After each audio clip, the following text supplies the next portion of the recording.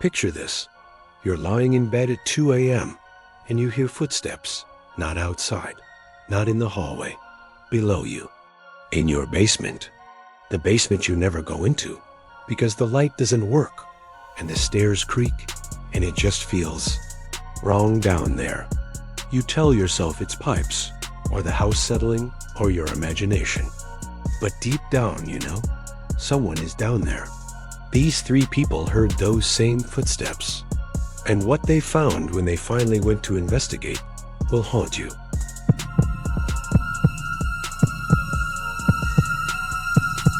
This story comes from a guy named Michael, who's 29 now, but this happened when he was 26, about 3 years ago. Michael had just bought his first house in Columbus, Ohio. It wasn't anything fancy, just a small 2-bedroom place built in the 1950s that needed some work, but it was his. After years of paying rent and living with roommates, he finally had a place that was completely his own. The house had a basement, which was one of the selling points for Michael. He's really into woodworking, and the basement was unfinished but spacious, perfect for setting up a workshop. The previous owner had used it mostly for storage, and when Michael moved in, there were still some old boxes down there that the owner said he could throw out. Michael said the basement always felt a little off to him, but he chalked it up to the fact that it was dark and musty. The single light bulb that hung from the ceiling barely illuminated anything, and there was this smell, like old damp cardboard, and something else he couldn't quite identify. But he figured once he cleaned it out and got his tools set up, it would feel better. The first month in the house was busy. Michael was working full-time and spending his evenings unpacking, painting walls, and slowly settling in. He barely went into the basement during this time, maybe twice to throw some boxes down there. He kept telling himself he'd deal with it eventually. That's when the sound started. It was subtle at first. Michael would be lying in bed at night, scrolling through his phone or reading, and he'd hear what sounded like creaking, like someone walking on old floorboards, but it was coming from below him, from the basement. The first few times, he ignored it. Old houses make noise, he told himself. The foundation settling, the wood expanding and contracting with temperature changes, all of that. But the sounds became more frequent, and they always happened late at night, usually between 1 and 3 a.m. One night, about 6 weeks after moving in, Michael was in his living room watching TV when he heard something that made him freeze. It was a thud, a distinct, heavy thud that came from the basement, like something had fallen over, or like someone had bumped into something. He muted the TV and listened. Silence. Then another sound, softer this time, like something being dragged across the concrete floor. Michael's heart was pounding. He stood up and walked to the basement door in his kitchen. It was closed. He always kept it closed because the basement smelled bad and he didn't want that smell coming up into the house. He stood there, his hand on the doorknob, listening. Nothing. Complete silence. He told himself he was being paranoid. Maybe something had fallen off a shelf down there. Maybe a mouse had knocked something over. He didn't open the door. Instead, he went back to the couch and tried to focus on the TV, but he couldn't shake the uneasy feeling. The next day, Michael did something he probably should have done earlier. He decided to go down to the basement and really look around. It was Saturday morning, bright sunlight coming through his windows, and he figured if he was going to confront whatever was making him anxious about that space, daylight was the time to do it. He opened the basement door and flicked the light switch. The single bulb buzzed to life, casting weak yellow light down the wooden stairs. Michael grabbed his phone to use as a flashlight and descended the stairs slowly. Each step creaked under his weight. At the bottom of the stairs, he paused and looked around.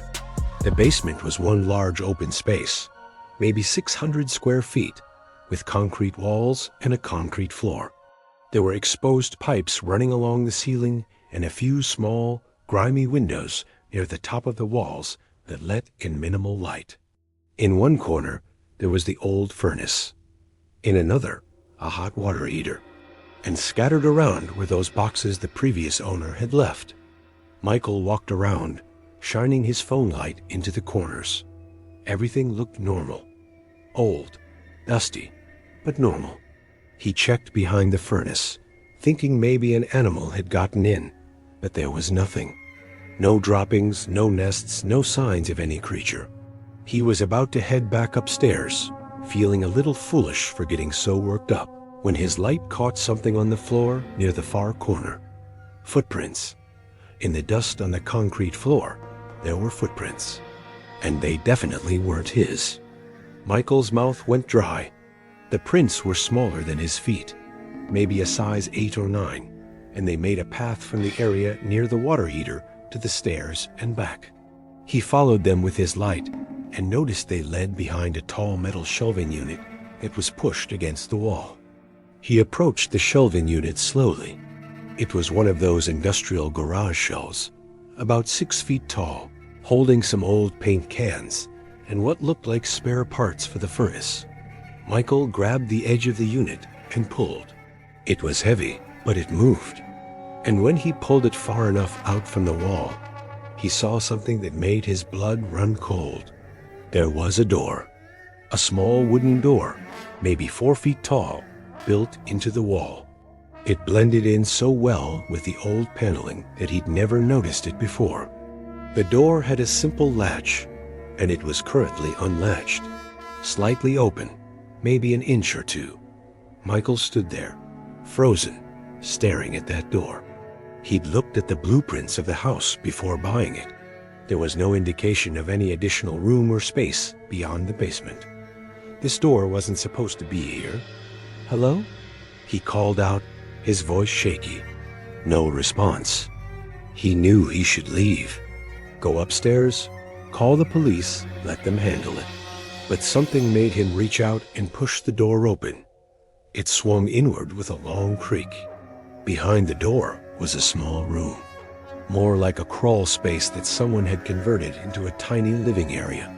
It was maybe 6 feet by 8 feet, with a ceiling so low you'd have to crouch. But inside, there was a sleeping bag, a battery-powered lantern, some empty food containers, and water bottles. Someone had been living there. In his basement. In this hidden room he didn't even know existed. Michael stumbled backward, his mind racing. He ran up the stairs, slammed the basement door shut, and immediately called 911. His hands were shaking so hard he could barely hold the phone. The police arrived within 10 minutes. 2 officers went down to the basement while Michael waited upstairs, pacing his kitchen. When they came back up, their expressions were serious. "There's no one down there now," one officer said. "But someone's definitely been staying in that space. The sleeping bag is recent, and there's fresh food wrappers. Probably within the last day or 2. The other officer asked Michael about the door, if he knew it was there. Michael explained that he'd never seen it before, that it wasn't on any of the house plans he'd reviewed. The officer nodded and said these old houses sometimes have root cellars or coal storage rooms that get sealed off and forgotten about over the years. Someone must have known about it and decided to use it. "Do you keep your doors locked?" the officer asked. "Always," Michael said. "Both doors, front and back. I'm religious about it." The officers searched the rest of the basement and found the issue. There was one of those small basement windows, the kind that's mostly below ground level, that had been pried open. It was barely big enough for a person to squeeze through, but someone determined enough could do it. There were fresh scratch marks on the window frame. They took a report and told Michael to get a security system installed, to put a lock on the basement door, and to seal off that window properly. They said they'd increase patrols in the neighborhood, but without any evidence of who had been staying there wasn't much else they could do. Michael didn't sleep in that house that night. He stayed at a friend's place. The next day, he came back with 3 other friends, and they thoroughly searched the basement together. They found a few more disturbing things in that hidden room that the police hadn't mentioned. There were photos, Polaroids, pictures taken through Michael's windows. Pictures of Michael sleeping on his couch. Pictures of Michael in his kitchen. Whoever had been living in his basement had been watching him, documenting him. Michael said he felt violated in a way he'd never experienced before. This person had been living under his feet for weeks, maybe longer, listening to him, watching him, knowing his schedule. And he'd had no idea. He had the window professionally sealed. He put a deadbolt on the basement door. He installed cameras outside and inside the house. And he sealed up that hidden room completely, filling the doorway with concrete. He wanted to make sure no one could ever use it again. The worst part, Michael said, was that they never found out who it was. The police investigated, but never made an arrest. No fingerprints matched anyone in the system. The photos were never traced to anyone. For months afterward, Michael would lie awake at night, listening for any sound from below. Even though he knew the space was sealed, even though he had cameras and alarms, he couldn't shake the feeling. The knowledge that for weeks, someone had been living in his house, just feet below him, and he'd been completely unaware. He ended up selling the house after a year. He just couldn't feel comfortable there anymore. He said every time he walked past that basement door, he felt sick. The new owners don't know about what happened. He didn't tell them. He probably should have, but he just wanted to be done with it. Michael lives in an apartment now. 2nd floor, no basement. And he says he'll never buy a house with a basement again.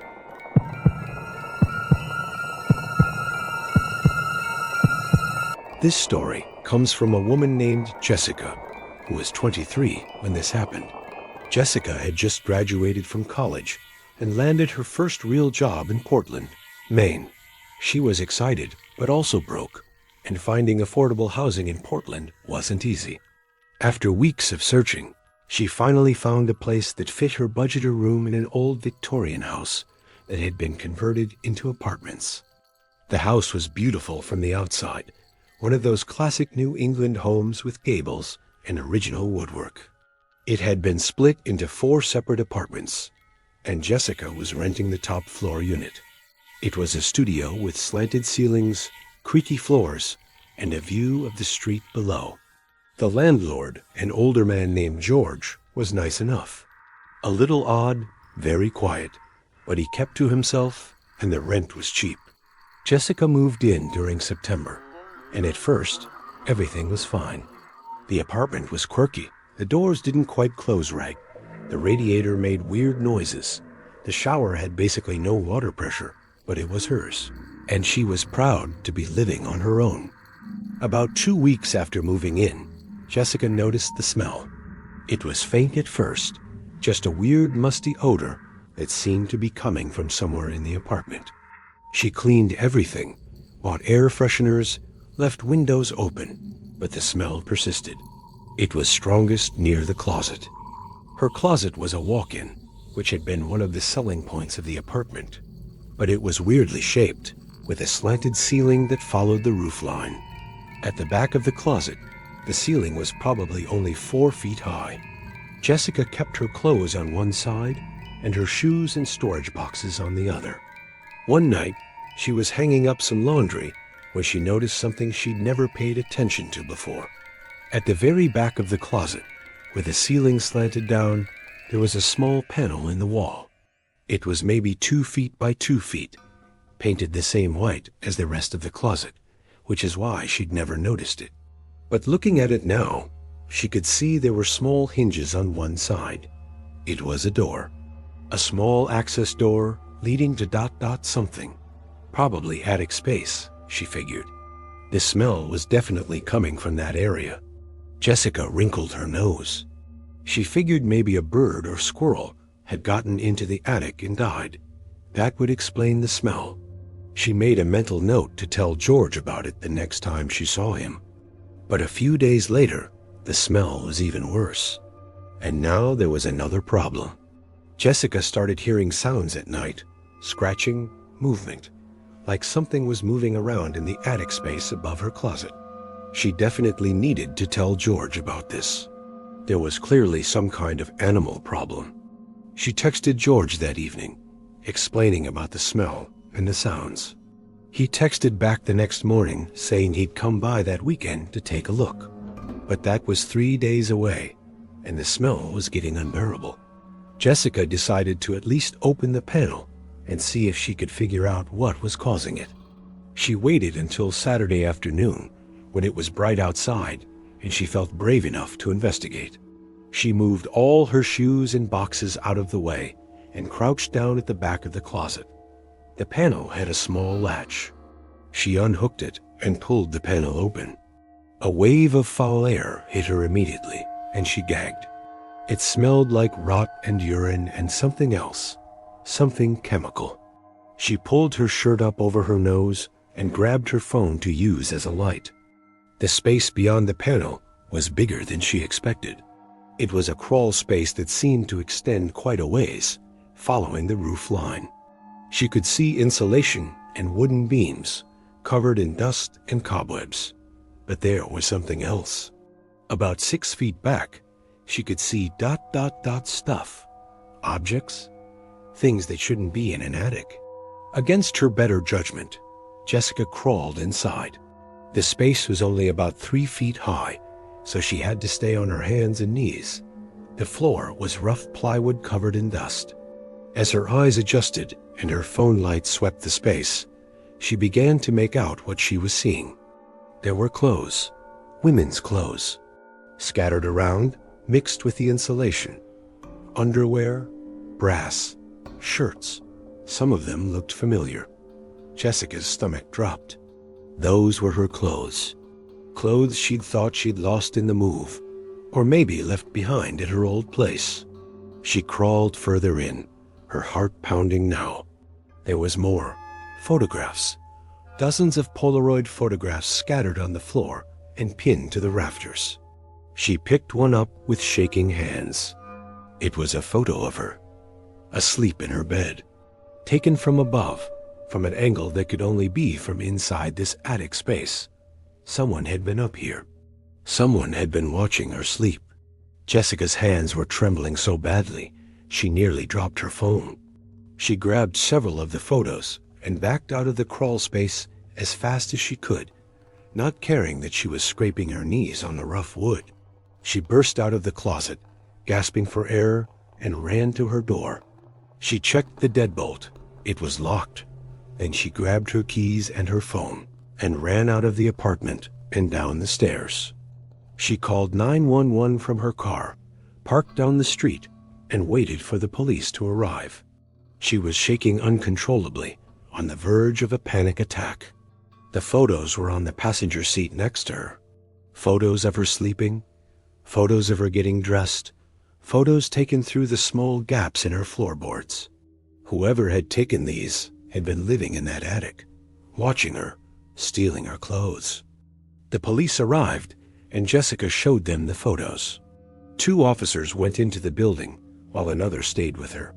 After about 20 minutes, they came out with George, the landlord. He was in handcuffs. Later, at the station, Jessica learned the full story. George owned the building and lived in one of the ground floor units. He'd been sneaking into the attic spaces of his female tenants' apartments for years, watching them, stealing their belongings, taking photos. The attic crawl space was accessible from multiple points in the building, and he created a little network of passages. Jessica's apartment was just the most recent one. They found more in George's apartment. Boxes of photographs, hundreds of items of women's clothing, journals where he documented the routines and habits of his tenants. It was extensive, organized, obsessive. 2 other women who had previously rented from George were contacted. Both confirmed that they'd had items go missing, that they'd heard strange sounds, but they'd never reported it because they thought they were just being paranoid. George was arrested and charged with multiple counts of stalking, burglary, and voyeurism. Jessica had to testify at his trial, which was one of the hardest things she'd ever done. Sitting in that courtroom, looking at him, knowing what he'd done, the months he'd spent watching her while she slept, completely unaware. She said it made her feel physically ill. George was convicted and sentenced to 8 years in prison. The building was sold to a new owner, but Jessica never went back. She broke her lease, lost her security deposit, and moved in with a friend. She said she couldn't even drive past that street without feeling anxious. The worst part, Jessica told me, was the betrayal of it. George had seemed so normal, so polite. When she'd toured the apartment, he'd been friendly and grandfatherly, helping her carry boxes up the stairs on move-in day. The entire time, he'd been planning how he was going to violate her privacy, how he was going to watch her. Jessica said it took her years to feel comfortable living alone again. She'd have nightmares about waking up and seeing someone watching her from the corner of her room. Even now, at 28, she checks every closet, every vent, every possible hiding space whenever she moves into a new place. She can't help it. The fear never really goes away.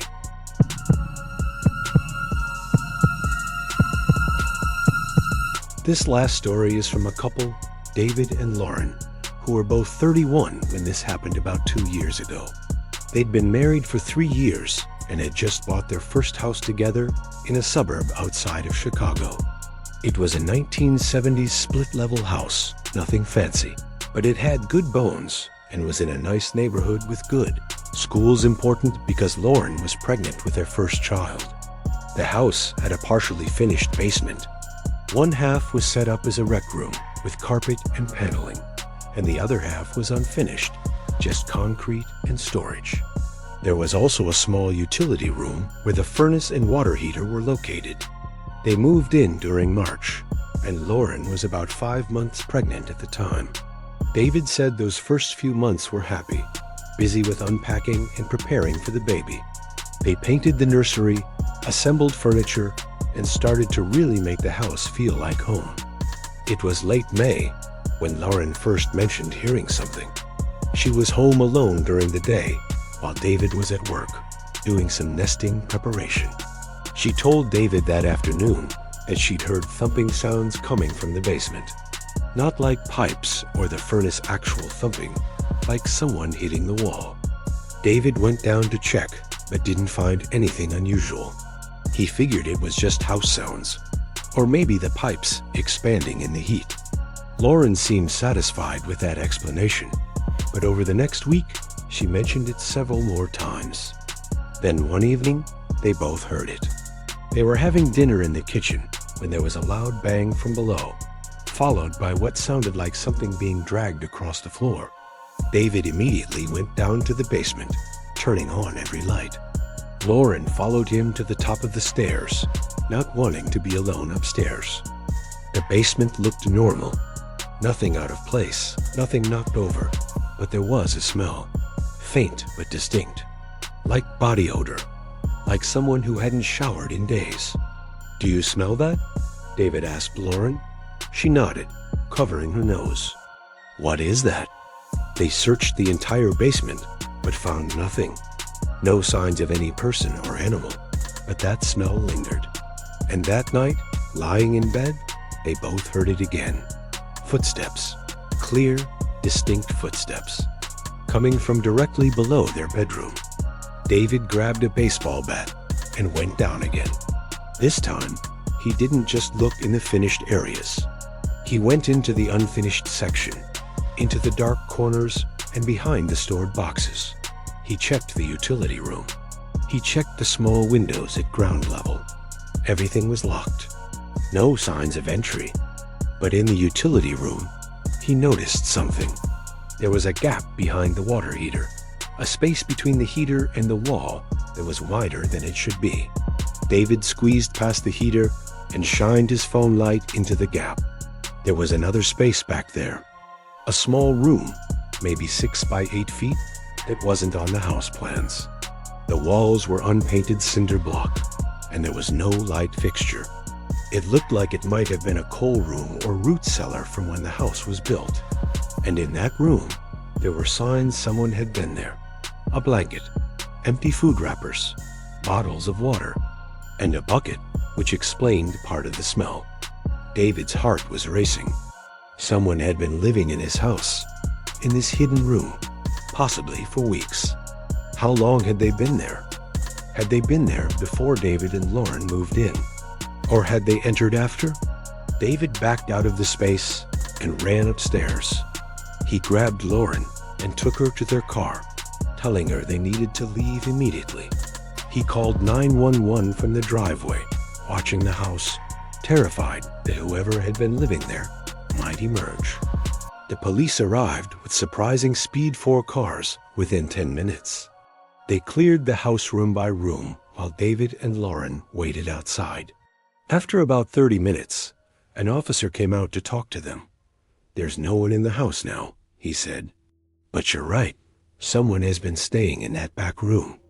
We found more items, clothes, food, personal belongings. We're going to dust for prints and see what we can find." "How did they get in?" Lauren asked, her voice shaky. The officer explained that one of the basement windows, the one in the unfinished section, had been forced open from the outside. It was small, but a thin person could have squeezed through. It had been opened recently. There were fresh scratch marks on the frame. David felt sick. Someone had been living in their house, eating their food, using their utilities, just feet away from where they slept. And if Lauren hadn't heard those sounds, if David hadn't investigated, they might never have known. What if the person had come upstairs? What if they'd wanted to do more than just live there undetected? The police investigation revealed that the intruder was a homeless man named Robert, who had been living in various basements and crawl spaces around the neighborhood for months. He specifically targeted houses that were in the process of being moved into or renovated, knowing people would be distracted and less likely to notice. He'd apparently been in David and Lauren's house even before they moved in, likely entering when the house was still for sale and empty. Robert was arrested at a shelter 2 days later and charged with trespassing and burglary. David and Lauren had to identify some of their food items and supplies that he'd taken. The whole process was surreal and disturbing. They immediately had all the basement windows barred and installed a comprehensive security system with cameras covering every angle of the house, inside and out. David sealed off that hidden room completely, just like Michael had done in the first story. But the damage was done psychologically. Lauren had nightmares almost every night for the rest of her pregnancy. She was terrified of being home alone. David started working from home as much as possible to be with her. They considered selling the house and moving, but Lauren was so far along in her pregnancy that relocating seemed too stressful. Their daughter was born in August, healthy and perfect. But Lauren said she spent the first 6 months of her daughter's life in a constant state of anxiety. Every sound, every creak, every random noise would send her into a panic. She'd grab the baby and run upstairs, convinced someone was in the basement again. They did eventually sell the house, about a year after their daughter was born. They moved to a new construction condo. 4th floor, no basement, no attic, just one level with a security system and a doorman. Lauren said she needed that to feel safe again. David told me that what haunts him most is the timing. They discovered Robert had been there for at least 3 weeks before they found him. 3 weeks of him listening to their conversations, learning their routines, watching them through the gaps in the floorboards. 3 weeks where he could have done anything, could have come upstairs any time they were sleeping. And the worst part? When police searched Robert's belongings from that hidden room, they found a knife. A large kitchen knife that David recognized from their knife block. Robert had taken it from their kitchen at some point, and they'd never even noticed it was gone. 3 homes, 3 families who thought they were safe in their own spaces. 3 hidden areas where someone had been living, watching, waiting. Basements and attics, they're the forgotten spaces in our homes. The places we don't go, don't think about, don't check. And that's exactly what makes them perfect hiding spots for someone who doesn't belong. Michael sealed off his hidden room with concrete. Jessica will never live in an old house again. David and Lauren moved to a place with no hidden spaces. They all took action, made changes, did what they needed to do to feel safe again. But they all said the same thing. They'll never feel completely comfortable again. They'll always be listening for sounds that shouldn't be there, always checking spaces that should be empty, because they learned the hard way that the scariest monsters aren't the ones under the bed. They're the ones living in the spaces we forget to check. So tonight, when you're lying in bed and you hear a sound coming from your basement or attic, don't ignore it. Don't tell yourself it's nothing. Because for Michael, Jessica, David, and Lauren, it wasn't nothing. It was someone. And by the time they found out, that person had already been there far too long. Check your basements. Check your attics. And maybe, just maybe, you'll sleep a little better knowing what's really there.